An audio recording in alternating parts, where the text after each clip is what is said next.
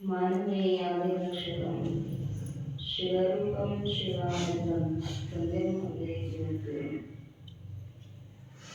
सिद्धसद्गुरुपादाब्जं जननी जनकस्तथा तत्त्वोपदेशकर्तारं नत्वा भक्तिपुरस्सरं प्रातस्मरणीयेनाराध्यदैवं जगद्गुरु शिवानन्द अभङ्गवरं ಜಗನ್ಮಾತೆಯ ದಿವ್ಯ ಲೀಲಾಮಣಿಗಳನ್ನು ಏನಾದರೆ ಒಂದರಲ್ಲಿ ಸಾಕ್ಷಿಗೊಂಡು ಅದ್ವೈತ ಸಾರ್ವಭೌಮ ಚಕ್ರವರ್ತಿ ಜಗದ್ವಂದ ಜಗದ್ಗುರು ಸಿದ್ಧಾರೂಢ ಅಪ್ಪಂಗಳವರ ಮೌನ ಮಹಾಯೋಗಿ ಗುರುನಾಥರೂಢ ಅಪ್ಪಂಗಳವರ ಶ್ರೀಚರಣಕ್ಕೂ ಅನಂತ ಭಕ್ತಿಯ ಪ್ರಣಾಮಗಳನ್ನು ಸಮರ್ಪಣೆ ಮಾಡಿ ಕನ್ನಡ ನಾಡಿನ ಮೋಕ್ಷಗಳ ಹಿತಚಿಂತಕರಾಗಿರುವ ಶ್ರೀಮಂದಿರ ಶಿವಯೋಗಿಗಳ ಶ್ರೀ ಸರ್ವಭೂಷಣ ಶಿವಯೋಗಿಗಳಾದ ಶಕ್ತಿಗಳು ಭಕ್ತಿಯಿಂದ ಹನ್ನೆರಡು ನಗರದ ಆರಾಧ್ಯ ದೇವತೆ ಕಾಳಸಿದ್ದೇಶ್ವರರ ದಿವ್ಯ ತತ್ವಶಕ್ತಿಗಳು ಭಕ್ತಿಯಿಂದ ಹನ್ನೆರಡು ಶ್ರೀಮಠದ ಸ್ಥಾಪನಾಚಾರ್ಯರಾದ ಸಿದ್ದೇಶ್ವರ ಸ್ವಾಮಿಗಳ ಸೂತ್ರ ಮತ್ತು ಭಕ್ತಿಯಿಂದ ನಡೆಸಿ ಬೆಳಗಿನ ಪ್ರಾತಃಕಾಲದ ಶಾಸ್ತ್ರ ಚಿಂತನೆಯಲ್ಲಿ ಸಂಯುಕ್ತರಾಗಿರುವಂತಹ ಸಮಸ್ತ ಶರಣ ತಂದೆ ತಾಯಿಗಳನ್ನು ಶರಣಾರ್ಥಿಗಳು. ಸುಮ್ಮನಾಮಗಳು ಅರಿವಿನಿಂದಲೂ ಹುಟ್ಟಿ ನೆಮ್ಮಿಗೆ ಸೆಣಿಸುವ ಗುಣಗಳ ಎಲ್ಲರವರಿಗೆ ಶ್ರೀಗಂಧೇವನ ಶಿವಯೋಗಿಗಳು ಮನಸ್ಸಿನ ಮಾಲಿನ್ಯವನ್ನು ತೊಳೆಯುವ ಸಲುವಾಗಿ ನಿಧಿ ಕ್ರಿಯಾಚಾರ ಸ್ಥಳವನ್ನು ಉಪದೇಶ ಮಾಡಿದರು. ಅಲ್ಲಿ 18ನೆಯ ಪದ್ಯದ ಹಿಂದೆ ಹೇಳಿರ್ತಕ್ಕಂತಹ ಪದ್ಯಗಳನ್ನು ಕೂಡ ಮುಕುತಿ ಕಾಂತೆಯ ಸುಖ ಸುಮ್ಮನಾಗುವುದೇ ಪರಯುಕ್ತಿ ಎರಿದು ಕೂಗವರಿಗಲ್ಲದೆ ಅಂತ ತಿಳಿಸಿದ್ದಾರೆ.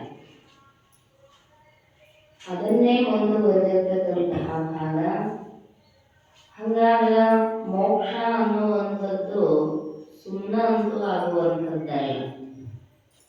ಮೋಕ್ಷ ಅಂದ್ರೆ ಬಹಳಷ್ಟು ಜನ ಬಹಳ ಅಭಿಪ್ರಾಯಗಳನ್ನು ಹೇಳಿದ್ದಾರೆ. ಈ ದೇಹವನ್ನ ತ್ಯಾಗ ಮಾಡಿ ಹೋಗುವಂಥದ್ದೇ ಮೋಕ್ಷ ಅಂತ ಚಾರ್ವಾಕರು ಹೇಳಿದ್ದಾರೆ. ದೇಹ ಒಂದು ಸಲ ಭಸ್ಮೀಭೂತ ಆಯಿತು ಅಂದ್ರೆ ಅದಕ್ಕೆ ಪುನರಾವರ್ತಿತನ ಅನ್ನುವಂಥದ್ದು ಇಲ್ಲ. ಮರಣವೇ ಮೋಕ್ಷ. ಮರಣ ಆದ ಬಳಿಕ ಹೊಳ್ಳಿ ಬರುವುದಿಲ್ಲ. ನೀವು ಬೇಕಾದಷ್ಟು ಸಾಲ ಮಾಡಾದ್ರೂ ತುಪ್ಪ ಕುಡಿದ್ರೆ ತೀರ್ಸಕ್ಕೆ ಏನು ಬರುವುದಿಲ್ಲ ಅಂತ ಅವ್ರ ಅಭಿಪ್ರಾಯ. ಅವ್ರ ಹೆಸರ ಹೇಳ್ತೈತಿ ಚಾರುವಾಕ. ಚಾರು ಅಂದ್ರೆ ಚೆನ್ನಾಗಿ. ಯಾರ ಚಂದಾಗಿ ಹೆಚ್ಚಿನ ಮಂದಿಗೆ ಅದು ಪ್ರೀತಿ ಆಗುವಂಗ ಮಾತಾಡ್ತಾರೋ ಅವರಿಗೆ ಚಾರುವಾಕರು. ಮತ್ತೆ ಇದು ಯಾರಿಗೆ ಪ್ರೀತಿ ಆಗುವುದಿಲ್ಲ ಹೇಳ್ರಿ? ಬೇಕಾದಾಗ ಸಾಲ ತೆಗೆಸ್ಕೊಂಡು ಹೋಗ್ರಿ, ನಿನ್ನೇನು ಯಾವ ಬ್ಯಾಂಕಿನವರು ಬಂದು ಕೈ ಹಿಡಿದ್ರಿ ಅಂದ್ರೆ ಕ್ಯೂ ಹತ್ತೈತಿ ಮಂದಿ. ಹಂಗ ನೀವು ಏನ ಮಾಡಿದ್ರು ನಡೀತೈತಿ. ಈ ದೇಹ ಇರುತ್ತನ ಆರಾಮ ಇರ್ರಿ, ದೇಹ ಹೋದ ಮೇಲೆ ಮೋಕ್ಷ ಅನ್ನೋದು ಅವ್ರ ಅಭಿಪ್ರಾಯ.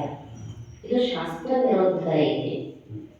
ಹಿಂದೆ ಮಾಡಿದ ಕರ್ಮದಿಂದಲೇ ಉದಿಸಿ ಬಂದೇವ ತಾಯಿಯದಕ್ಕೆ. ಇದು ಶಾಸ್ತ್ರ ಸಮ್ಮತ ಇದೆ. ಆರವೂ ಕರ್ಮ ಪ್ರಸಂಗ ಆದಂತ ಶಂಕರನೇ ಅದನ್ನು ಅಭಿಪ್ರಾಯಪಟ್ಟು ಹೇಳಿದ್ದಾರೆ.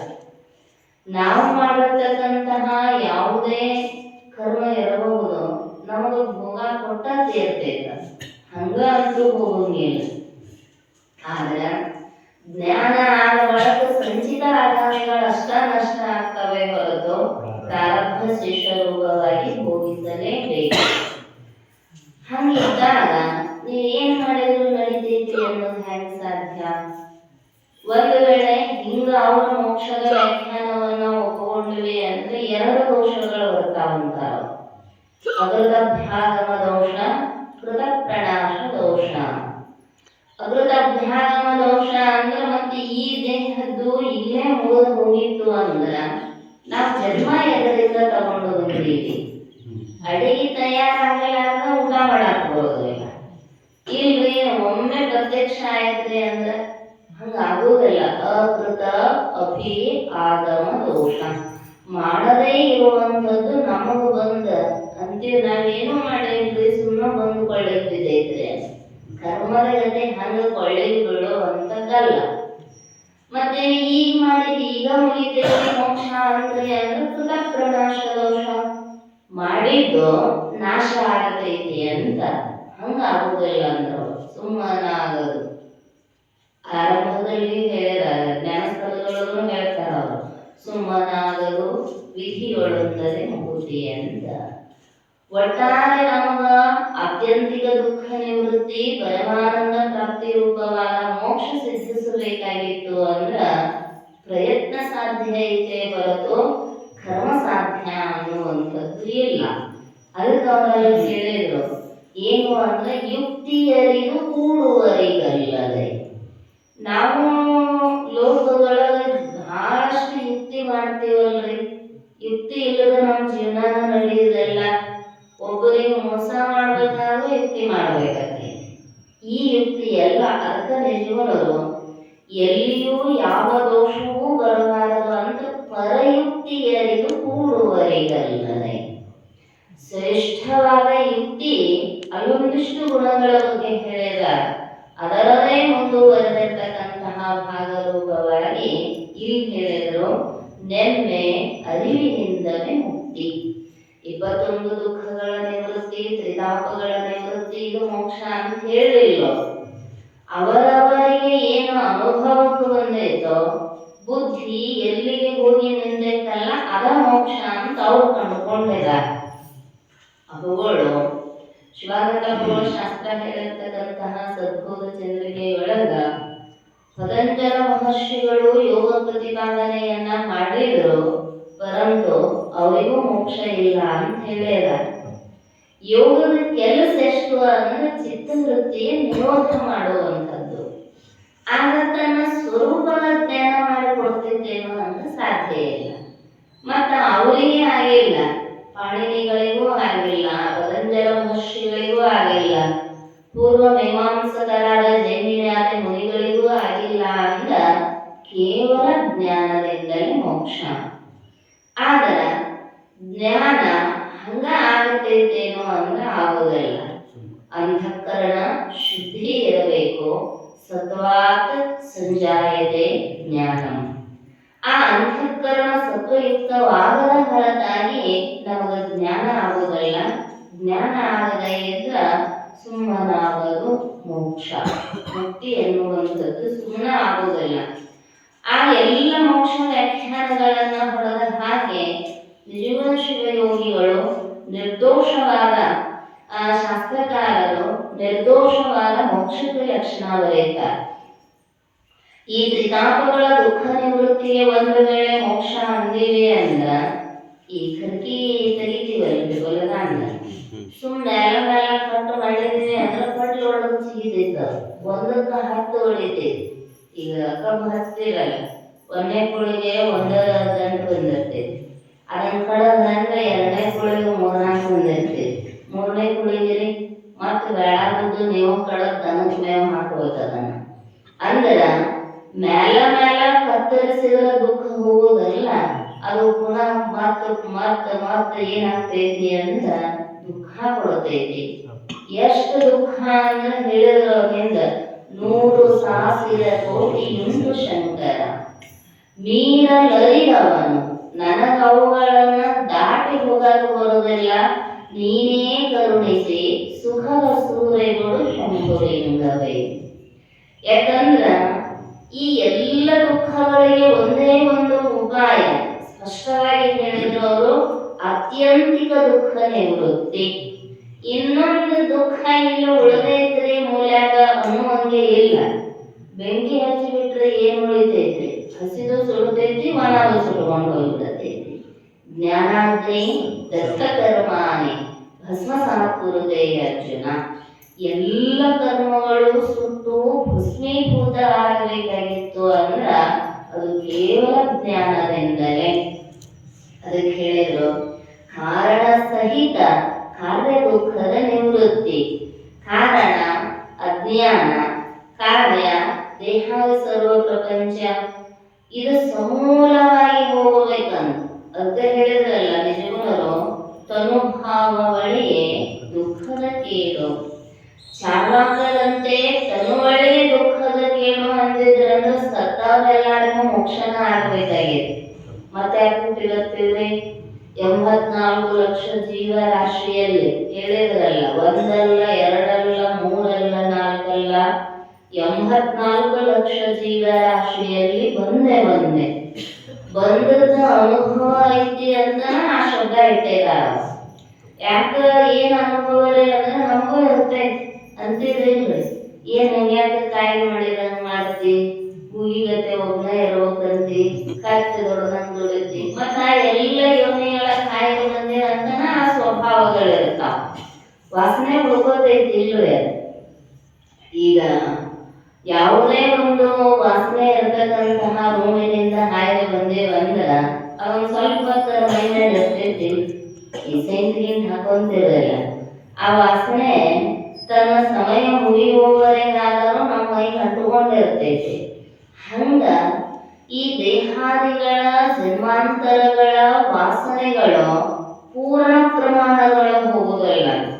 ಕರ್ಪೂರ ಖಾಲಿ ಆಗೈತಂದ್ರೂ ಕರ್ಪೂರದ ವಾಸನೆ ಡಬ್ಬೆಯೊಳಗಿರೋದನ, ಬೆಳ್ಳುಳ್ಳಿ ಪೇಸ್ಟ್ ಖಾಲಿ ಆಗೈತೆ ಡಬ್ಬೆನಂದ್ರ ವಾಸನೆ ಇರೋದನ.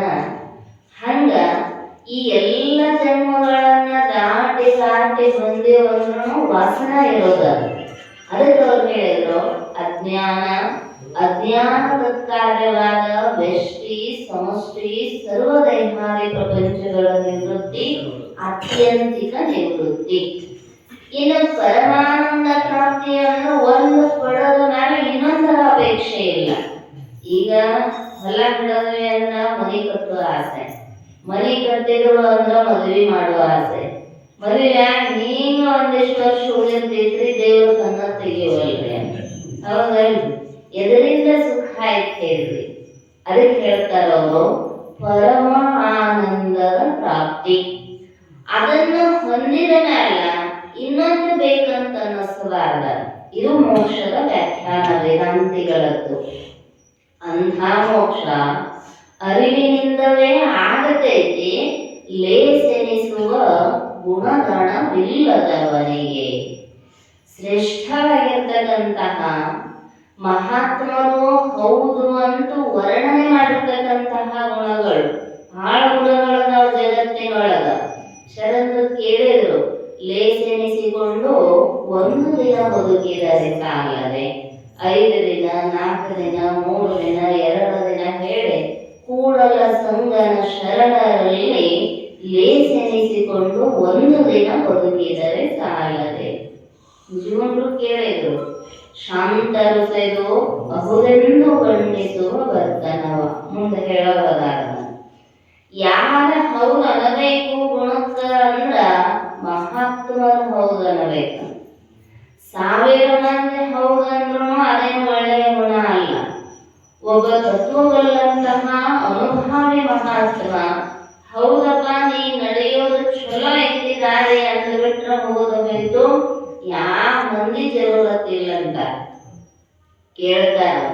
ಜನರು ಮೆಚ್ಚುತ್ತೆ ನಿನ್ನ ಕೈಲಾಸ ಕೊಯ್ಯುವರೆ, ಜನ ಮೆಚ್ಚದಿದ್ದರೆ ಶಿವ ಬಿಡುತ್ತಿದ್ದಾನೆ ಮರುಳೆ. ನಾವು ಮಂದಿ ಹೌದನ್ಲಿ ಅಂತ ಬೇಕಾದಷ್ಟು ಮಾಡ್ರೆ ಒಬ್ರು ಹೌದ ನೋಡ್ದ 100 ಮಂದಿ ಅಲ್ಲ ಅಂದಿರ್ತ. ಮತ್ತ ಅವ್ರನ್ನ ಹೌದು ಅನ್ಸಕ್ ಹೋಗೋದ್ರೊಳಗ ನಮ್ಮ ಆಯುಷ್ಯ ಹೋಗಿಬಿಟ್ಟಿರ್ತೈತಿ. ಅದಕ್ಕೆ ಹೇಳಿದ್ರು ಲೇಸೆನಿಸುವ. ಶಾಸ್ತ್ರ ಮಹಾತ್ಮರು ಹಿಂಗ ನಡೆಯಂತ ಏನ ನಮಗ ದುರಿದ ಕರ್ಮವನ್ನಿಲ್ಲದಿರು ಪುಣ್ಯವನ್ನೇ ಮಾಡು. ಇಂಥ ಸದ್ಗುಣಗಳು ಇದ್ದುದ್ದ ಆಗ ಅಂತಃಕರಣ ಶುದ್ಧಿಯಾಗತೈತಿ. ಶುದ್ಧಾಂತಕರಣದಲ್ಲಿ ಜ್ಞಾನ, ಜ್ಞಾನದ್ವಾರ ಮೋಕ್ಷ. ಅಂಥ ಗುಣಗಳ ಬಗ್ಗೆ ಇಲ್ಲಿ ತಿಳಿಸ್ತಾ ಇದ್ದಾರೆ ಅವರು. ಸುಮ್ಮನಾಗದು ಅರಿವಿನಿಂದಲೇ ಮುಗುದಿ, ನೆಮ್ಮಿಲೇಸೆನಿಸುವ ಗುಣಗಣವಿಲ್ಲದವನಿಗೆ. ಆ ಗುಣಗಳ ಬಗ್ಗೆ ಜ್ಞಾನಕ್ಕೋಸ್ಕರವಾಗಿ ನಾವು ಸಂಪಾದನೆ ಮಾಡ್ತಕ್ಕಂತಹ ಗುಣಗಳ ಬಗ್ಗೆ ಆರಂಭದಲ್ಲಿಯೇ ನಮಗೆ ಇರಬೇಕಾಗಿರ್ತಕ್ಕಂತಹ ಮುಖ್ಯ ಸದ್ಗುಣ ಯಾವುದು ಅಂದ್ರ ಗುರುಪಾದ ಸೇವೆ, ಶರಣರ ಸಂಘ, ಹರ ಪೂಜೆ, ಕರುಣ, ವಿನಯ, ನಿಜ ಸಮಯ ನಿಷ್ಠೆ, ವಿರತಿ, ವಿವೇಕ, ವಿದ್ಯೆ, ಕ್ಷಮೆ, ದಮೆ, ಸತ್ಯ ಧರ್ಮ, ವರಭಕ್ತಿ ನೀತಿಗಳ ಬಲವಿಲ್ಲದವನಿಗೆ ಸುಮ್ಮನಾಗಲು ಅರಿವಿನಿಂದಲೇ ಮುಗುದಿ. ಅವರು ಇಲ್ಲೊಂದಿಷ್ಟು ಗುಣಗಳನ್ನು ಹೇಳ್ತಾರೆ. ಗುರುಪಾದ ಸೇವೆ. ನಾವು ಹೊರಟಿರೋದು ಮೋಕ್ಷಾಂಗನೆಯನ್ನ ಕೂಡುವುದಕ್ಕೆ. ಹೊರಗ ಒಂದು ಕನ್ನೆ ನೋಡ್ಬೇಕಾಗಿತ್ತಂದ್ರ ಯಾರ ಪ್ರೀತಿ ಬೇಕ್ರಿ? ಕನ್ನೆ ಕೊಡುವ ಅವ್ವ ಅಪ್ಪನ ಪ್ರೀತಿ ಇರಬೇಕು, ಅವ್ರನ್ನು ಒಲಿಸಿಕೊಳ್ಬೇಕು. ಅವ್ರು ಹ್ಞೂ ಅಂದ್ರು ಅಂದ್ರ ಪಕ್ಕ ಹುಡುಗಿ ಮನೆಗೆ ಬರ್ತಾರೆ. ಹಂಗ ಮುಕ್ತಿ ಕಾಂತೆಯ ಗತಿ ಸುಮ್ಮನಾಗುವುದೇ. ಎಂದು ಕೇಳ್ಯಾರ. ನಾವು ಯಾರನ್ನ ಒಲಿಸಬೇಕಾಗೈತಿ, ಯಾರನ್ನ ಕೂಡಬೇಕಾಗೈತಿ ಅಂದ್ರ ಮುಕ್ತಿ ಕಾಂತೆಯನ್ನ ಹೊಂದಬೇಕಾಗೈತಿ. ಆ ಮುಕ್ತಿ ಕಾಂತೆಯ ಅನುಭವ, ಮುಕ್ತಾಂಗನೆಯನ್ನ ನಮಗ ಗಂಟು ಹಾಕುವಂತಹ ಸಾಮರ್ಥ್ಯ ಯಾರಿಗೈತಿ ಅಂದ್ರೆ ಸದ್ಗುರುನಾಥನಿಗೆ. ಅದಕ್ಕೆ ಮೈಮನರು ಹೇಳ್ತಾರೆ, ಗುರುವಿಲ್ಲದ ವಿದ್ಯೆ ಗುರುತಾಗಿ ದೊರೆಯಲು, ಅಜನೇ ಇರಲಿ ಅವರಪ್ಪನೇ ಇರಲಿ, ಬೀಗದ ಕೈ ಇರದೆ ಬೀಗ ತೆರೆಯುವುದೆಂದು ವಿಶ್ವದಭಿರಾಮ ಕೇಳುವೇಮ. ಕೀಲೆ ಎಲ್ಲೈತಿ ಅಂದ್ರೆ ಸದ್ಗುರುನಾಥನ ಹತ್ರನ ಐತಿ. ಮತ್ತ ಹಂಗ ಕೊಡುವಂಗ ಕೊಡಾಕ ಸಾಧ್ಯ ಇಲ್ಲ. ಹೋಗಿ ಮನ್ಯಾಗ ಅಪ್ಪನ ಕಿಸ ಕೀಲಿ ತಕೊಂಡ್ ಬರಾಕೈತೆ, ವಿಶ್ವಾಸ ಬರಬೇಕಲ್ಲ ತಂದೆಗನು. ನನ್ನ ನಂತರ ನನ್ನ ಮಗ ನನ್ನ ಜವಾಬ್ದಾರಿಯನ್ನ ಸರಿಯಾಗಿ ನಿಭಾಯಿಸ್ತಾನೋ ಅನ್ನುವ ಭರವಸೆ ಬಂತು ಅಂದ್ರ ನೀವು ಕೇಳುದ ಬೇಡ. ಸರಳ 60 ವರ್ಷ ಆಯ್ತು, ಆಗೋದ್ರೊಳಗೆ ಕೀಲಿ ಕೈ ಅವ್ರ ಕೈಯ ಮಕ್ಕಳ ಕೈಯ ಹೋಗಿರುತ್ತೆ.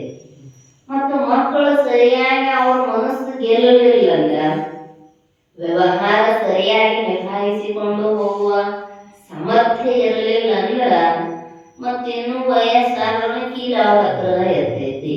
ಹೌದಲ್ರಿ?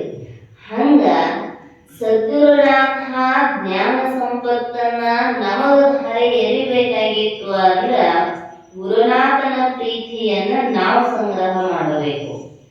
ಎದಕ್ಕೆ ಪ್ರೀತಿಯನ್ನ ಸದ್ಗುರುನಾಥ ಅಂದ್ರೆ ಏನಾರ ಕೊಟ್ಟ ಪ್ರೀತಿ ಅಂತಲ್ಲ, ವಿರತಿಯೊಂದನೇ ಅಪೇಕ್ಷಿಸುವನು ಗುರುದೈವನು. ನಿಜವನರು ಸ್ಪಷ್ಟವಾಗಿ ಹೇಳಿದ. ಗುರು ಪ್ರೀತಿ ನಾವು ಸಂಗ್ರಹ ಮಾಡಬೇಕಾದ ಏನಾರ ಆಸ್ತಿ ಕೊಟ್ಟು ಐಶ್ವರ್ಯ ಕೊಟ್ಟು ಅವರನ್ನು ಒಲಿಸಿಕೊಂಡ್ರೆ ಅವ್ರ ಹತ್ರ ಇದ್ದದ್ದು ವಿದ್ಯೆ ನಮಗ ಧಾರೆ ಎರಿತಾರೆ ಅಂದ್ರೆ ಎರಿಯುವುದಲ್ಲ. ಗುರು ಸೇವಾ ಪ್ರೀತಿಯ, ಈಶ್ವರ ಅಭಿಷೇಕ ಪ್ರಿಯ, ಗಣಪತಿ ದೂರ್ವಾ ಪ್ರಿಯ, ವಿಷ್ಣು ನಮನ ಪ್ರಿಯ, ಸದ್ಗುರುನಾಥ ಸೇವಾ ಪ್ರಿಯ. ಒಂದಿಷ್ಟು ಹಾಲು ಮೊಸರು ಸಕ್ಕರೆ ತುಪ್ಪ ಜೇನುತುಪ್ಪ ಬಾಳೆಹಣ್ಣ ಹಾಕಿ ಶಿವಪ್ಪ ಅಂದ ಬಿಟ್ರೆ ಸಾಕು, ನೀವು ಬೇಡಿದ್ದ ಕೊಡ್ತಾನ ಬೋಳಾಶಂಕರ. ವಿಷ್ಣು ಭಗವಂತನಿಗೆ ಸಹಸ್ರನಾಮಗಳಿಂದ ನಮಸ್ಕಾರ ಮಾಡಿಬಿಟ್ರೆ ಅಂದ್ರ ಅಸ್ತು ಅಂತಾನ. ಒಂದಿಷ್ಟು ಅಲಂಕಾರ ಪ್ರಿಯ. ಗಣಪತಿಗೆ 21 ಗರಿಕಿ ಏರಿಸಿ ವಿಘ್ನಗಳ ನಿವಾರಣೆ ಮಾಡಪ್ಪ ಅಂದಿವಿ ಅಂದ್ರ ಅಸ್ತು ಅಂದು ಬಿಡುತ್ತಾನೆ. ಆಗ ಸದ್ಗುರುನಾಥ ಅಲಂಕಾರವನ್ನಾಗಲಿ ಅಭಿಷೇಕವನ್ನಾಗಲಿ ದೂರವಾದ ಅನೇಕ ಪದಾರ್ಥಗಳನ್ನಾಗಲಿ ಅಪೇಕ್ಷೆ ಮಾಡೋದಲ್ಲ, ನಿಷ್ಕಾಮದಿಂದ ಸೇವಾ ಮಾಡಿಬಿಟ್ರೆ ಸಾಕು, ತನ್ನದೆಲ್ಲವನ್ನು ನಮಗ ಧಾರೆ ಎರೆದು ಬಿಡ್ತಾನ. ಅದಕ್ಕೆ ಹೇಳಿದರು, ಗುರು ಕೃಪೆ ಯಾಗದ ಹೊರತಾಗಿ ಮುಕ್ತಿ ಎಂಥವರಿಗೂ ಸಮ್ಮತಿಸದು. ಏನ ನೋದಲು ದೊರಕೊಳ್ಳಲರಿಯದು ವರ ಸಮ್ಯಕ್ ಜ್ಞಾನ, ಗುರುವರನ ಒಲವಿಲ್ಲದವನಿಗೆ. ನಮಗ ಮೊದಲ ಒಲು ಯಾರಾಗಬೇಕು ಅಂದ್ರೆ ಗುರುವಿನದೇ. ಸದ್ಗುರುನಾಥ ಎಂಥಾದ ಗುರುನಾಥನೋ, ಬಹಳ ಅಂತಃಕರುಣುಳ್ಳಾತನು. ಕಾಂದೇನಿವ ಎಂದು ಏಕಾಂತ ಕರೆದನ್ನ ಎಂಥ ಮಾತೇಳಿದನು. ಅವ ಉಪದೇಶ ಮಾಡಿರ್ತಕ್ಕಂತಹ ಮಾತು ಇವತ್ತಿನವರೆಗೂ ಅಲ್ಲ, ಜನ್ಮಾಂತರದಲ್ಲಿಯೂ ಯಾರು ಹೇಳಿಲ್ಲ ಅಂತನವ. ಮತ್ತೆ ಯಾರು ಹೇಳದೇ ಇರುವ ಮಾತು ನಮಗೆ ಸಿಗಬೇಕು ಸೇವಾ ಮನಮುಟ್ಟಿ ಮಾಡಬೇಕು. ಗುರು ಪಾದ ಸೇವೆ. ಅದಕ್ಕೆ ಗುರುವಿಗೆ ಲಕ್ಷಣ ಹೇಳಿದ್ರು. ಗುರು ಅಂದ್ರ ಭಾರಿಕಃ ಗುರು, ಭಾರವನ್ನ ಹೊರುವಂಥವನು. ನಮ್ಮ ಭಾರ ಅವನ ಮ್ಯಾಲೆ ಇರ್ತಿದ್ದಿಲ್ಲ. ನಾವು ಒಮ್ಮೆ ಶರಣಾಗತಿ ಆದ್ರೆ ಸಾಕು. ಭಾವಿ ಕಳಿಯುವಾಗ ಅಪೂರ್ ಹೇಳಿದನ್ನ ಮಾಡಿದನ ಮರೆ ಒಪ್ಪೋಳು. ಭಾವಿ ಕಳಿಯುವಾಗ ಕಲ್ಲು ಎತ್ತಿ ಕೊಡುವಾಗ ಕೆಳಗೆ ಬಿದ್ರೆ ನಮ್ಮನೇನು ಕೊಡ್ತಾನೆ ಶಿವಾನಂದಪ್ಪ ಅಂದ್ರಂತ. ಮತ್ತ ಮಾತಾಡ್ತಿದ್ರಂತ, ನಾವರೇ ಅಪ್ಪನ್ ನಂಬ್ಕೊಂಡ್ ಬಂದೀವಿ, ಉದ್ಧಾರ ಮಾಡ್ತಾನೋ, ಕೈ ಹಿಡದ ನಮ್ಮನ್ನ ಭವಸಾಗರದಿಂದ ಪಾರ ಮಾಡ್ತಾನಂತ. ಗುದ್ಲಿ ಸರಿಕಿ ಕೊಟ್ಟು ಭಾವಿ ಕಡೆ ಹಚ್ಚಿದ್ರು, ಹಿಂಗ ಆದ್ರ ಅಂತ ಅಪ್ಪಗಳು ಅಂದ್ರಂತ. ತಮ್ಮ ಜಾತ್ರೆಗೆ ಹೋಗುವಾಗ ಅಪ್ಪ ಮಗನ ಕೈ ಹಿಡದ್ರ ಮಗ ಪಾರಾಗಿ ಬರ್ತಾನ. ಮಗ ಅಷ್ಟ ಅಪ್ಪನ ಕೈ ಹಿಡದ್ರ ಎಲ್ಲಾಗ ಗದ್ದಲ್ನಾಗ ತಪ್ಪಿಸ್ಕೊಂಡ್ಬೋದಂದ್ರ ಅಪ್ಪನ ತಪ್ಪ ಏನೈತದ್ರಾಗ? ಹಂಗ ನೀವು ನನ್ನ ಕೈ ಹಿಡದಿಲ್ಲ, ನಾನ ನಿಮ್ಮ ಕೈ ಹಿಡಿದನು. ನಿಮ್ಮ ಸಲುವಾಗಿ 7 ಜನ್ಮ ಆಯ್ತ ನಾ ಎತ್ತಿ ಬರಾಕತ್ತೆ, ನಿಮ್ಮನ್ನು ಮುಕ್ತರನ್ನಾಗಿ ಮಾಡಬೇಕು ಅಂದ್ರಂತ. ಅದಕ್ಕ ಸದ್ಗುರುನಾಥ ನಮ್ಮ ಕೈ ಹಿಡಿಯುವಂಗ ನಾವು ಸೇವಾ ಮಾಡಬೇಕು. ಭಾರಿಕಃ ಅಂದ್ರ ಭಾರವನ್ನ ಹೊರುವವನು. ಎಲ್ಲ ತನು ಮನ ಧನ ಅರ್ಪಣೆ ಮಾಡ್ತೀವಿ. ದೀಕ್ಷಾ ಕೊಡುವಾಗ ನಮ್ಮಿಂದ ಭಾಷೆಯನ್ನ ತಗೊಳ್ತಾನೆ ಸದ್ಗುರುನಾಥ. ತನು ಗುರುವಿಗೆ, ಮನವು ಗುರುವಿಗೆ, ಧನವೂ ಕೂಡ ಗುರುಲಿಂಗ ಜಂಗಮಕ್ಕೆ ಸಮರ್ಪಣೆ ಅಂತ. ಮತ್ತೆ ಹಿಂಗಿದ್ದಾಗ ಮತ್ತು ನಮ್ಮದ ಅನ್ನುವ ಅಭಿಮಾನ ಹಿಡಿದಿವಿ ಅಂದ್ರೆ ಎಂದು ನಮ್ಮ ಭಾರ ಬರೋದಲ್ಲ. ಪೂರ್ಣ ಭಾರ ಅವನ ಮೇಲೆ ಹಾಕಿಬಿಡಬೇಕು. ನಾವಂಚೂರು ಎಲ್ಲರೇ ರಕ್ಷಣೆ ಮಾಡ್ಕೊಳಕ್ ಬರ್ತಿದ್ದೆ ನೋಡ್ರಿ ಅಂದ್ರ ಎಂದೂ ಪಾರಾಗುವುದಿಲ್ಲ. ಹಂಗ ದೀರ್ಘ ಸ್ವರವತ್ ವರ್ಣ ಗುರು, ಲಘು ಗುರು ಅಂತೇನು ವ್ಯಾಕರಣಗಳು ಬರ್ತಾವೋ, ದೀರ್ಘ ಸ್ವರವತ್ ವರ್ಣ ಅಂದ್ರೆ 2 ಸ್ವರಗಳಿಂದ ಉಚ್ಚಾರಣೆ ಮಾಡಲ್ಪಡ್ತಕ್ಕಂಥದ್ದು, 2 ಮಾತ್ರ ಕಾಲದಲ್ಲಿ ಉಚ್ಚಾರಣೆ ಮಾಡಲ್ಪಡ್ತಕ್ಕಂಥದ್ದಕ್ಕೂ ಗುರು ಅಂದ್ರೆ ದೊಡ್ಡದು ಅನ್ನುವಂಥದ್ದೇ ಅರ್ಥ. ಹಿತೋಪದೇಶ ಗುರು, ನಮ್ಮ ಹಿತವಾಗಿರ್ತಕ್ಕಂಥದ್ದನ್ನೇ ಉಪದೇಶ ಮಾಡುವಂಥವನು. ಎಂದು ನೀ ಪಾಪಿಯದಿ ಕರ್ಮಿಯದಿ ನೀ ಎಂದು ಉದ್ಧಾರ ಆಗತಿ ಅನ್ನೋರು ಗುರುವೇ ಅಲ್ಲ. ಯಾಕಂದ್ರ ಕರುಣೆ ಇರಬೇಕು ಮೊದಲ ಗುರುನಾಥನಲ್ಲಿ. ನೀ ಬಹಳ ಪಾಪ ಮಾಡಿಬಿಟ್ಟಿಯಪ್ಪ, ನಿನ್ನಿಂದ ಆಗುದೇ ಇಲ್ಲ ಅಂದ್ರೆ ಅರ್ಧ ಸತ್ತಂಗಾಗ್ತದೆ. ಡಾಕ್ಟ್ರು ತಮ್ಮ ಮಾತಿನೊಳಗ ಅರ್ಧ ರೋಗ ಕಳಿಬೇಕಂತ.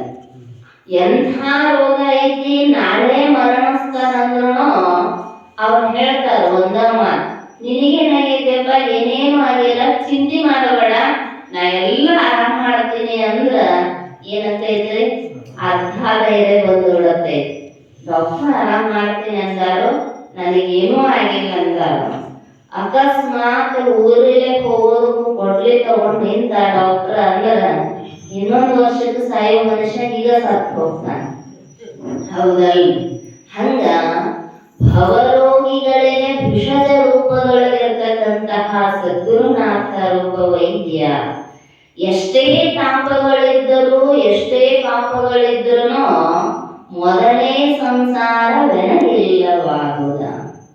ಘೋರ ಭವಮಾಲೆಗಳಿಗೆ ಇದಾರಿಂದ ತೊಲಗುವುದೆಂದು ಚಾರು ಗುರು ಪದವಿಗೆ ಮೊದಲೇ ಸಂಸಾರವೆನಗಿಲ್ಲವಾಗುದ. ಏನೆಂದು ಹೇಳುವೆನು ಪರಮಾನಂದ. ಗುರುವಿನ ಸಮೀಪಕ್ಕೆ ಹೋಗುವುದೇ ಯಾಕ?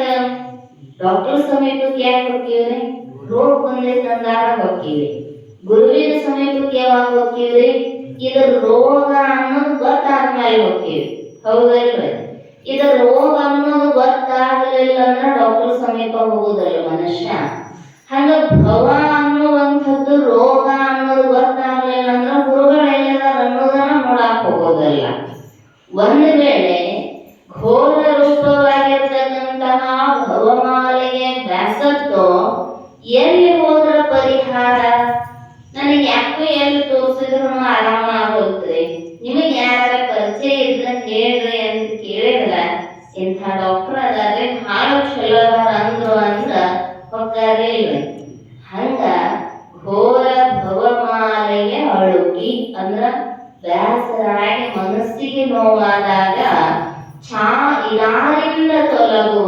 ಎಂದು. ಇದು ಎಲ್ಲಿ ಹೋದ್ರ ನನ್ನ ಬಿಟ್ಟು ಹೋಗುತ್ತೈತಿ ಅನ್ನುವಂತಹ ಚಿಂತೆ ಮಾಡುವಾಗ ಚಾರು ಗುರುಪದವಿದೆಯೇ ಗುರುಪಾದ ಸೇವೆಯನ್ನ ಮಾಡಲಾಗಿ ಮೊದಲೇ ಸಂಸಾರವೆನಗಿಲ್ಲವಾಗದ. ಇದು ಹಿತೋಪದೇಶ ಹೌದು. ನೀ ಹುಟ್ಟೇ ಇಲ್ಲಪ್ಪ ಅಂದ್ಬಿಟ್ರೆ ಎಷ್ಟು ಆರಾಮ ಅನ್ನಿಸ್ತೈತಿ. ಆಮೇಲೆ ಸಂಶಯ ಬರುತ್ತ, ಅದ್ಯಾಗ ಸಾಧ್ಯ ರೀ, ನಾವು ಹುಟ್ಟಿಲ್ಲ ಅಂತೀರಿ, ದೇಹ ಕಾಣ್ತೈತಿ, ನನಗೆ 70 ವರ್ಷ ಆಗ್ಯಾವು, 80 ವರ್ಷ ಆಗ್ಯಾವು, ಹಸಿವು ಆಕೈತಿ, ನೀರಡಿಕೆ ಆಕೈತಿ, ರೋಗಗಳ ಬಾಧಿಸ್ತಾವ ಅಂದಾಗ ಒಂದೊಂದು ಅಣುವಿನಿಂದ ಗುರು ಉಪದೇಶ ಮಾಡ್ತಾ ಹೋಗುತ್ತಾನೆ. ಜನಿವೃತಿಗಳು ಒಡಲಿಂಗೆ, ಹಸಿವು ತೃಷೆಗಳು ಪ್ರಾಣಕ್ಕೆ, ಶೋಕ ಮೋಹವ ಬುದ್ಧಿಂಗೆ. ಇವು ಏನಲ್ಲ ಅಂದ್ರೆ ನಿನಗಿಲ್ಲ ಅನ್ನುವಂಥದ್ದನ್ನ ನಂತರದ ಉಪದೇಶ. ಆದ್ರೂ ನಮ್ಮ ಹಿತವನ್ನೇ ಉಪದೇಶ ಮಾಡತಕ್ಕಂಥವನಿಗೆ ಸದ್ಗುರುನಾಥ ಅಂತ ಕರೀತಾರೋ. ಸಂಶಯಾಪನೋದಕ ಗುರುಹೋ. 1 ಬರ್ತಾವ 2 ಬರ್ತಾವ. ಡಾಕ್ಟರ್ ಹತ್ರ ಹೋದಾಗ ಎಷ್ಟು ತೆರೀತಿದ್ದೀವ್ರಿ ಡಾಕ್ಟರ್, ಹಂಗಾದ್ರೆ ಏನಾತ್ರಿ ಡಾಕ್ಟರ್, ಒಂದ್ ಮಾತನ್ನ ಹೇಳಿರ್ತಾರ, ಹಿಂಗೆ ಮಾಡ್ರಿ ಹಿಂಗೆ ಮತ್ತು ಕೇಳ್ತೀವಿ, ಡಾಕ್ಟರ್ ಅದನ್ನ ತಿಂದ್ರೆ ಏನಾತ್ರಿ, ಈ ವಿಭಾಗದ ಏನಾತ್ರಿ, ಹಂಗಾದ್ರೆ ಏನಾತ್ರಿ, ಏನಂತಾರ್ರಿ. ನಾ ಹೇಳುವಟ್ಟು ಹೇಳೇನ್ರಿ, ನಿಮ್ಗೆ ನಂಬಿಕೆ ಬರ್ಬೇಕ, ಮತ್ತೆ ಯಾರ ಕಡೆ ಹೋಗ್ರಿ ಅಂತ. ಸಂಶಯಗಳು ಇರ್ತಾವ, ಇಲ್ಲಂತಲ್ಲ. ಹಂಗ ಸಂಶಯಾಪನೋದಕ, ಆ ಸಂಶಯಗಳು ಬಂದಿರ್ತಕ್ಕಂಥವುಗಳನ್ನ ಬ್ಯಾಸರ ಇಲ್ಲದ ರೀತಿಯೊಳಗ ನಿವಾರಣೆ ಮಾಡ್ತಕ್ಕಂಥವನು ಸದ್ಗುರುನಾಥ. ಮತ್ತೆ ಕೇಳಿದಾಗ ಏನೋ ಮರೆ ಏನ್ ತೆರಿತಿದ್ದಿ ಎದ್ದು ನಡಿ ಅಂತಂದ್ರ ಗುರುನ ಅಲ್ಲ. ಎಷ್ಟು ಸತಿ ಕೇಳಿದ್ರು ಕೂಡ ಸಣ್ಣ ಮಗುವಿಗೆ ಅಕ್ಷರ ಕಲಿಸುವಾಗ ಎಷ್ಟು ಸಲ ಕಲಿಸಿಲ್ರಿ ತಾಯಿ, ಅವ್ವ ಅನ್ನು ಅವ್ವ ಅನ್ನು ಅಪ್ಪ ಅನ್ನು ಅನ್ಸ್ಯಾರ ಎಂದರ ವ್ಯಾಸನ ಮಾಡ್ಕೊಂಡಾಳ ಇಲ್ಲ. ಹಾಗೆ ಸದ್ಗುರು ಮಾಮೂಲಿ ಅಂದ್ರ ಸಂತರು ಹೇಳಿದ್ರು, ಸದ್ಗುರು ಮಾಮೂಲಿ. ತಾಯಿಯ ಸ್ವರೂಪದೊಳಗಿರ್ತಕ್ಕಂತಹ ಸದ್ಗುರುನಾಥ ಶಿಷ್ಯನ ಹೃದಯದೊಳಗ ಮೂಡಿರುವ ಪ್ರಮೇಯ ದೋಷ, ಪ್ರಮಾಣ ದೋಷ, ಈ ಎಲ್ಲ ದೋಷದ ಸಂಶಯ, ಅಸಂಭಾವನೆ, ವಿಪರೀತ, ಈ ಎಲ್ಲ ದೋಷಗಳನ್ನ ಕಳೆಯುವಂತಹ ಸಾಮರ್ಥ್ಯ ಯಾರಿಗಿತ್ತೋ ಅವರಿಗೆ ಗುರು ಅಂತ ಕರಿಬೇಕು. ಅಷ್ಟ ಅಲ್ಲದ ವ್ಯಾವಹಾರಿಕವಾಗಿ ಸಂಸ್ಕೃತಿ ಪ್ರಾಕೃತ್ಯಶ್ಚೈವ ಗದ್ಯ ಪದ್ಯಾಕ್ಷರೈಸ್ತಥಾ ದೇಶ ಭಾಷಾದಿವಿಹಿ ಶಿಷ್ಯಂ ಬೋಧಯೇ ಸಗುರು ಸ್ಮೃತಃ. ಸಂಸ್ಕೃತದಲ್ಲಿ ಆಗಲಿ ಪ್ರಾಕೃತ ಅವರವರ ದೇಶ ಭಾಷೆಗೆ ಅನುಸಾರವಾಗಿ ಅಕ್ಷರೈಹಿ ತಥಾ ಬೇರೆ ಬೇರೆ ಭಾಷೆಯೊಳಗ ಅಕ್ಷರೋಪದೇಶವನ್ನ ದೇಶ ಭಾಷಾದಿವಿಹಿ ದೇಶಕ್ಕನುಸಾರವಾಗಿ ಭಾಷೆಗಳಿಗನುಸಾರವಾಗಿ ಶಿಷ್ಯಂ ಬೋಧಯೇ ಶಿಷ್ಯನಿಗೆ ಬೋಧನೆಯನ್ನ ಮಾಡತಕ್ಕಂಥವರಿಗೂ ಕೂಡ ಗುರು ಅಂತ ಕರೆದಿದ್ದಾರೋ. ಪ್ರಸಿದ್ಧವಾದ ಗುರುಗೀತೆಯೊಳಗೆ ಹೇಳಿರ್ತಕ್ಕಂಥದ್ದು ಗುಗಾರಸ್ತ್ವಂಧಕಾರ ಋಕಾರತ್ತನ್ನಿವರ್ತತೆ ಅಂಧಕಾರ ನಿರೋಧಿತ್ವಾತ್ ಗುರುರಿತ್ಯಭಿಧೀಯತೆ. ಹಂಗ ಗುರು ಅಂದ್ರ ಒಂದು ವ್ಯಕ್ತಿ ಅಲ್ಲ. ಗು ಅನ್ನುವಂತಹ ಅಕ್ಷರ ಅಂಧಕಾರವನ್ನ ಸೂಚನೆ ಮಾಡುವಂಥದ್ದು. ಋಕಾರ ತನ್ನಿವರ್ತತೆ, ಋಕಾರ ಆ ಅಜ್ಞಾನ ರೂಪ ಅಂಧಕಾರವನ್ನ ನಿವಾರಣೆ ಮಾಡುವಂಥದ್ದರ ಸೂಚಕ. ಅಂಧಕಾರ ನಿರೋಧಿತ್ವ, ಯಾರು ನಮ್ಮ ಹೃದಯದ ಅಜ್ಞಾನ ರೂಪ ಅಂಧಕಾರವನ್ನ ಕಳೆಯುವ ಸಾಮರ್ಥ್ಯ ಹೊಂದಿದಾರೋ ಅವರಿಗೆ ಗುರು ಇತ್ಯಭಿಧೀಯತೆ. ಸಾಕ್ಷಾತ್ ಭಗವಂತನೇ ಪಾರ್ವತೀ ದೇವಿಯನ್ನ ಕುರಿತು ಗುರುಗೀತೆಯೊಳಗೆ ಈ ಮಾತನ್ನ ಹೇಳ್ತಾ ಇದ್ದಾರೆ. ಗುರು ಅಂದ್ರ ಸಾಮಾನ್ಯ ಅಲ್ಲ, ನಮ್ಮ ಜನ್ಮ ಜನ್ಮಾಂತರದ ಅಜ್ಞಾನ ರೂಪ ಅಂಧಕಾರವನ್ನ ಕಳೆಯುವಂತಹ ಜ್ಞಾನ ಭಾಸ್ಕರ. ನಿಜವಾದ ಅದನ್ನೇ ಹೇಳಿದ್ರು. ತರಣಿ ಶಶಿರೋಚಿಗಳ ಕಿರಣಗಳೈದೆ ಸಂಹರಿಸದ ಅಜ್ಞಾನ ತಿಮಿರಮಂ ಕೆಡಿಸುವುದು ಗುರುವರ್ಯ ನಿನ್ನ ನಸು ನೋಟ.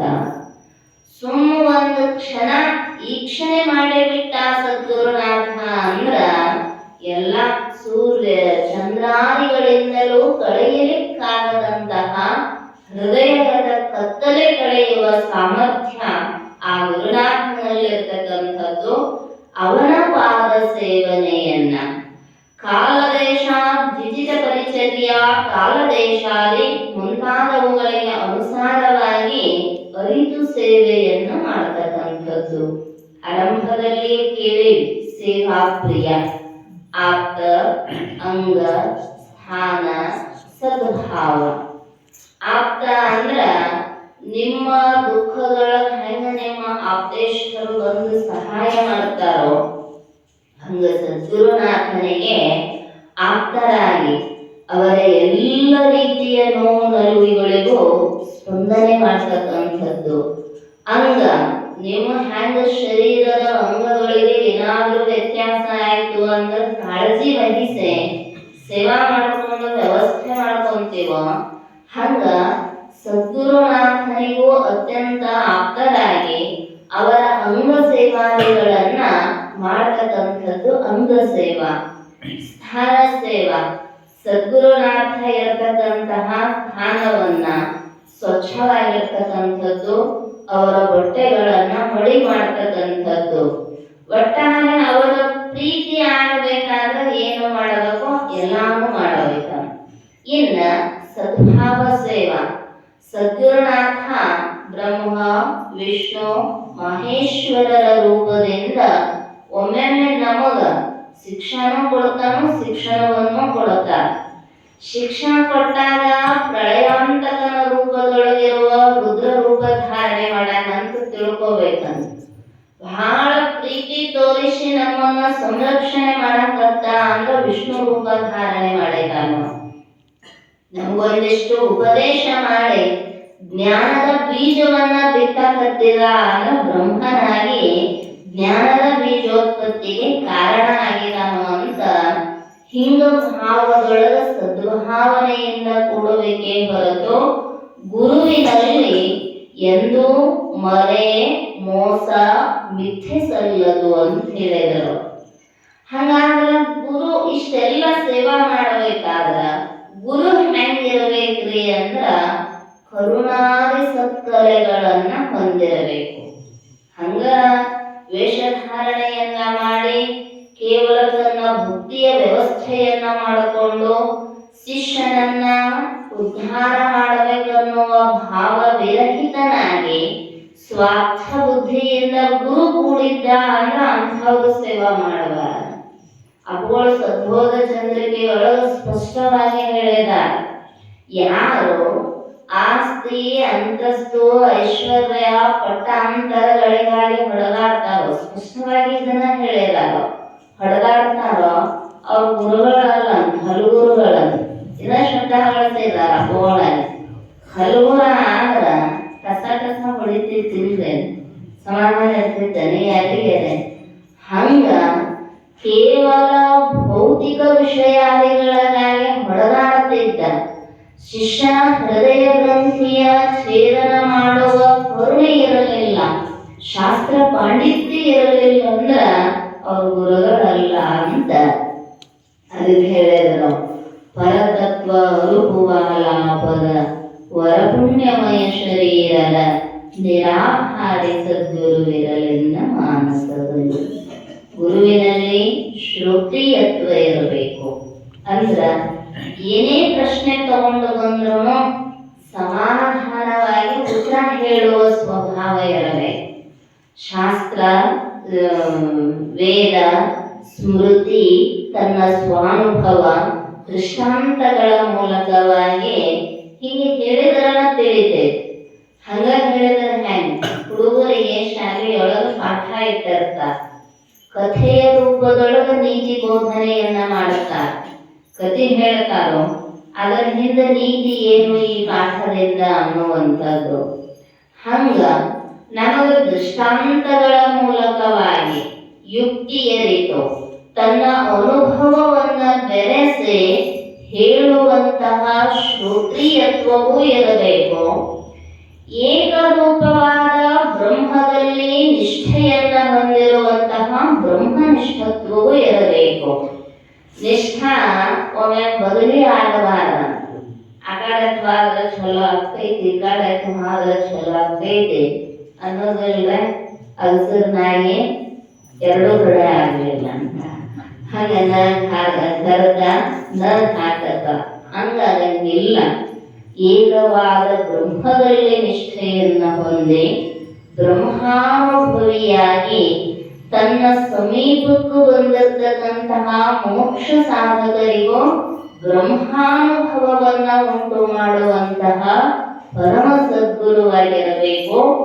ಅಂಥ ಗುರುವಿನ ಪಾದ ಸೇವೆಯನ್ನ ನಿಜವನ್ರು ಬೇಡ್ಕೊಂಡಿಲ್ಲ. ಕರುಣ ವಿದ್ಯೆಗಳುಳ್ಳ ಗುರು ಭಜನೆಯನ್ನು ಬೇಡುವೆನು. ಕರುಣ ಅಂದ್ರೆ ಏನ್ರಿ? ಅವ್ರಿಗೆ ಹೊಲ ಮನೆ ಹಿಡಿದು ಕೊಡುದೇನ್ರಿ ಅಂದ್ರೆ ಇಲ್ಲ. ಹೊಲ ಮನೆ ಎಂದಿರ್ತಾವು, ನಾವಿರೋದಲ್ಲ. ಋಣಾನುಬಂಧ ರೂಪೇಣ ಪಶುಪತ್ನಿ ಸುತಾಲಯ ಋಣಕ್ಷಯೇ ಕ್ಷಯೇ ಯಾಂತಿ ಕಾಕತ್ರ ಪರಿದೇವನ. ಎಲ್ಲಿ ತನ ಅವಕ್ಕ ನಮಗ ಋಣ ಇರ್ತಾವ. ಋಣ ತೀರ್ತಂದ್ರೆ ನೀವೇನ್ ಗಟ್ಟಿಯಾಗಿ ಹಿಡ್ಕೊಂಡು ಕುಂದ್ರಬೇಕಂದ್ರೆ ಕೈ ಬಿಟ್ಟು ಹೋಗ್ತಾವಿಲ್ರಿ. ಮನ್ಯಾಗ ಒಂದ್ ಬೆಕ್ಕಿನ ಮೇಲೆ ಸಾಕ್ಬೇಕಾದ್ರೆ ಋಣಾನುಬಂಧೆ ಇರ್ಬೇಕಂತ ಅಂದಿರ್ತಾರ ಬಾಳ ಮಂದಿ. ಯಾಕೋ ನಮ್ಗೆ ದನ ಕಟ್ಟಬೇಕಂತೀವ್ರಿ, ಏನ್ ಹೋಮ ಬರುವಲ್ಲ, ಒಂದಿಟ ಪಂಚಾಂಗ ತೆಗೆದು ನೋಡ್ರಿ. ಯಾವ ಪಂಚಾಂಗ ತೆಗೆದು? ಪಂಚಾಂಗ ಇಲ್ಲಿ ನಮ್ಮದೇ ಐತಿ ಅಷ್ಟೇ ತಿಳ್ಕೊಳ್ಳೋದು. ನಮ್ಮದು ಅವುಗಳದ್ದು ಋಣ ಇತ್ತು ಅಂದ್ರೆ ಇರ್ತಾವ, ಇರ್ಲಿಲ್ಲ ಅಂದ್ರೆ ಹೋಗಿರ್ತಾವ. ಇಷ್ಟು ಸರಳ ತಿಳ್ಕೊಂಡ್ ಬಿಟ್ಟಿವಿ ಅಂದ್ರ ಜೀವನಕ್ಕೆ ಇಷ್ಟ ಅನ್ಸೋದಲ್ಲ, ಮನಸ್ಸಿಗೂ ತಾಪ ಅನಿಸೋದಲ್ಲ. ಹಂಗ ಋಣಾನುಬಂಧಕ್ಕನುಸಾರವಾಗಿ ಬರುವ ವಸ್ತುಗಳನ್ನ ದೊರಕಿಸಿಕೊಡುವ ಕರುಣೆ ಅಲ್ಲ, ಆ ಪ್ರಯತ್ನ ಪೂರ್ವಕವಾಗಿ ಏನು ಬಂದೀವಿ, ಯಾಕೆ ಬಂದೀವಿ ಅದನ್ನೇ ಸಾಧಿಸಿಕೊಡುವಂತಹ ಸದ್ಗುಣ ಆ ಸದ್ಗುರುನಾಥನಲ್ಲಿ ಇರಬೇಕು. ಅಂಥ ಗುರುವಿನ ಪಾದ ಸೇವೆಯನ್ನ ದೇಶ ಕಾಲಕ್ಕೆ ಅನುಸಾರವಾಗಿ ಮತ್ತೆ ಎಲ್ಲ ಟೈಮಿಗೂ ಒಂದೇ ರೀತಿ ಮಾಡುವಂಗಿಲ್ಲ.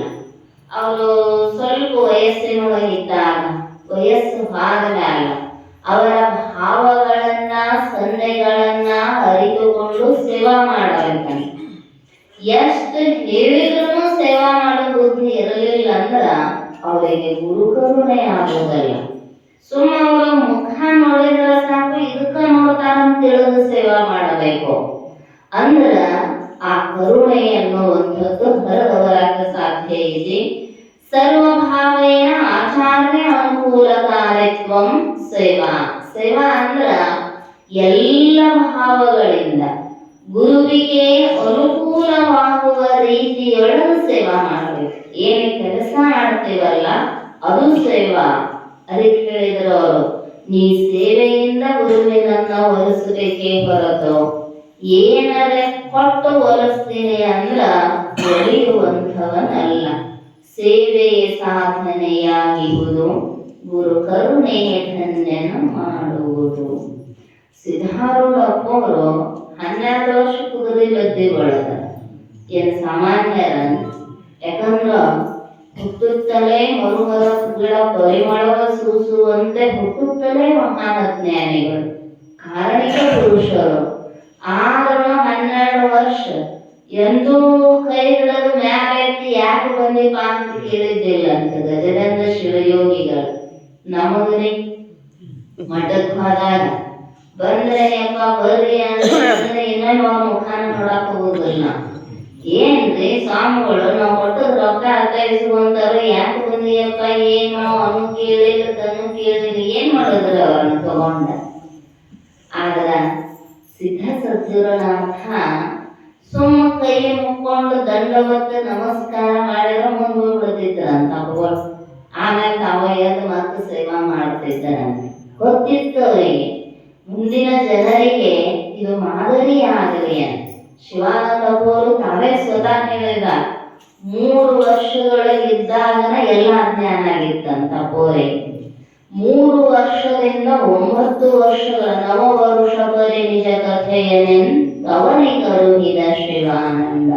9 ವರ್ಷ ಮೌನವಾಗಿ ಉಳಿದ್ರು ಶಿವಾನಂದಪ್ಪವರು. ಕಾರಣ ಅವರಿಗೆ ಆಗ ಜ್ಞಾನ ಆಗಿಬಿಟ್ಟಿತ್ತಂತೆ.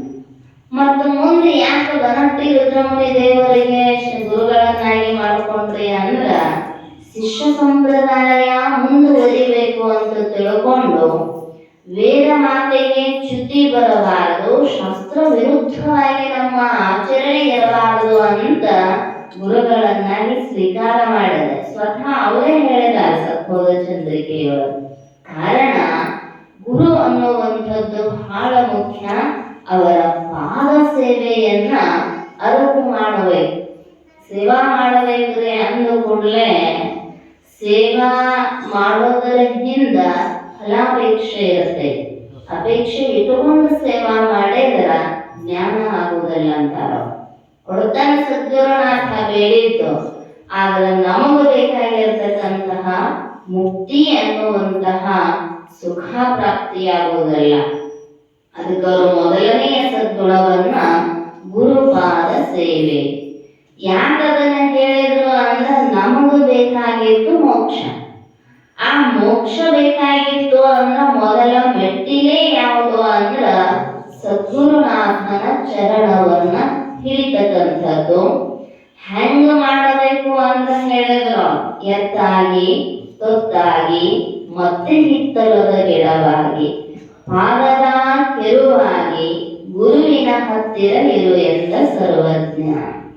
ಎತ್ತಾಗಿ ಅವನ ಜಾಗದಾಗ ದುಡಿಬೇಕಂತ, ಸೇವಕನಾಗಿ ಅವನ ಸ್ಥಾನದೊಳಗ ದುಡಿಬೇಕಂತ, ಪಾದುಕೆಯಾಗಿ ಅವನ ಸದಾವ ಕಾಲವೂ ಕೂಡ ರಕ್ಷಣೆ ಮಾಡಿ ಅವ ಮೆಟ್ಟುವಂತೆ ನಮ್ಮ ಆಚರಣೆ ಇರಬೇಕಂತ. ಇಷ್ಟು ಇದ್ರ ನೆರಳು ಕೊಡುವಂತಹ ಅವನ ಮಠದೊಳಗ ಗಿಡವಾಗಿ ಇದ್ದ ಸದಾವ ಕಾಲವು ಪರೋಪಕಾರವನ್ನ ಮಾಡುತ್ತಾ ಗುರು ಪ್ರೀತಿಯನ್ನ ಪಡೆದುವೆ ಅಂದ್ರ ಅದು ಒಂದು ಮಹತ್ತರವಾಗಿರ್ತಕ್ಕಂತಹ ಸದ್ಗುಣ. ಗುರುಪಾದ ಸೇವೆ, ಶರಣರ ಸಂಘ. ಹಂಗಾದ್ರ ಗುರುವಿನ ಸೇವಾ ಮಾಡುತ್ತೀವಿ. ಗುರು ಅನ್ನುವಂಥದ್ದು ಗುರುವಿನ ಸಾಮರ್ಥ್ಯವ ನಮಗ ಗೊತ್ತಾಗಬೇಕಾಗಿತ್ತಂದ್ರ ಹೆಂಗ ಗೊತ್ತಾಗೈತ್ರಿ? ಹುಲು ಮಾನವರಿಗೆ ಗುರುವಿನ ಸಾಮರ್ಥ್ಯ ಸುಲಭಕ್ಕೆ ತಿಳಿಯುವುದಿಲ್ಲ. ದಿನ ನಮ್ಮ ಎದುರಿಗೆ ಇದ್ರು, ನಮ್ಮ ಆಜು ಬಾಜುನ ಇದ್ರು ಇವರು ಗುರುಗಳಂತ ಅರಿಯುವ ಸಾಮರ್ಥ್ಯ ನಮ್ಮಲ್ಲಿರೋದಿಲ್ಲ. ಅದಕ್ಕೆ ಏನು ಮಾಡಬೇಕ್ರಿ ಅಂದ್ರ ಶರಣರ ಸಂಘ.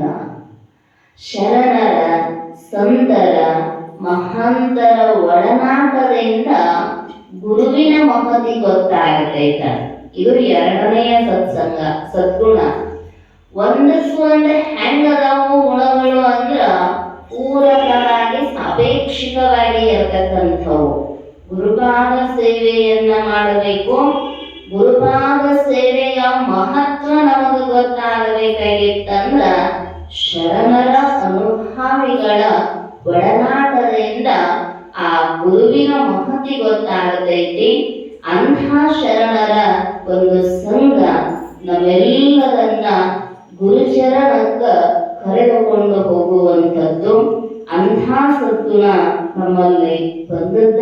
ಆದರ ಆ ಸದ್ಗುಣದಿಂದ ಅಂತಃಕರಣ ಶುದ್ಧಿ, ಶುದ್ಧಾಂತಕರಣದಲ್ಲಿ ಜ್ಞಾನ, ಜ್ಞಾನದ್ವಾರ ಮೋಕ್ಷ ಅನ್ನುವಂಥದ್ದು ಸಿದ್ಧಿಸ್ತೈತಿ ಅಂತ ಶ್ರೀಮನ್ ನಿಜಗುಣ ಶಿವಯೋಗಿಗಳು ಈ ಕೈವಲ್ಯ ಪದ್ಧತಿ ನೀತಿ ಕ್ರಿಯಾಚರಣೆ ಸ್ಥಳದ 18ನೆಯ ಪದ್ಯದೊಳಗ ಸುಮಾರು ಸದ್ಗುಣಗಳ ಬಗ್ಗೆ, ಯಾಕಂದ್ರೆ ಭಗವಂತನು ಹೇಳಿದಾನಲ್ಲ, ದೈವಿ ಸಂಪತ್ತು ವಿಮೋಕ್ಷಾಯ ನಿಬಂಧಾಯ ಸುರೀಮತ. ನನ್ನ ಮತದಲ್ಲಿ ದೈವಿ ಗುಣಗಳು ನಿನ್ನನ್ನ ಬಂಧನದಿಂದ ಬಿಡುಗಡೆ ಮಾಡ್ತಾವೋ, ಆದ್ರ ಅಸುರಿ ಗುಣಗಳು ನಿನ್ನನ್ನ ಬಂಧಿಸಲ್ಪಡುತ್ತಾವ. ಹಂಗಿಲ್ಲೇ ನಮಗೂ ಬಂಧನ ಬಂದಂಗಾಗೈತಿ. ಬಂದಂಗಾಗದ ಬಿಟ್ಟು ಹಾದಂಗ ಆಗಬೇಕಾದ್ರ ಅದಕ್ಕೊಂದಿಷ್ಟು ಗುಣಗಳ ಅವಶ್ಯಕತೆ ಇದೆ. ಅದರೊಳಗೆ ಪ್ರಪ್ರಥಮವಾಗಿ ಅದೇ ಗುರುವಿನ ಸೇವೆಯನ್ನ ಮಾಡಿದ್ದೇ ಆದರ ಜನ್ಮ ಪಾವನ ಆಗತೈತಿ ಅಂತ ಇಲ್ಲಿ ಆರಂಭದ ಸದ್ಗುಣದ ಬಗ್ಗೆ ತಿಳಿಸಿದಾರ. ಉಳಿದ ವಿಷಯ ಮತ್ತೆ ನಾಳೆ ಚಿಂತನೆ ಮಾಡೋಣ ಅಂತ ತಿಳಿಸ್ತಾ ನನ್ನೆರಡು ಐದಿನ ಮಂಗೂಪ ಪುಷ್ಪಗಳನ್ನ ಸದ್ಗುರು ಶ್ರೀ ಶಿವಾನಂದರ ಚರಣ ಸನ್ನಿಧಿಗೆ ಸಮರ್ಪಿಸಿ ಹರಿ ಓಂ ತತ್ಸತ್.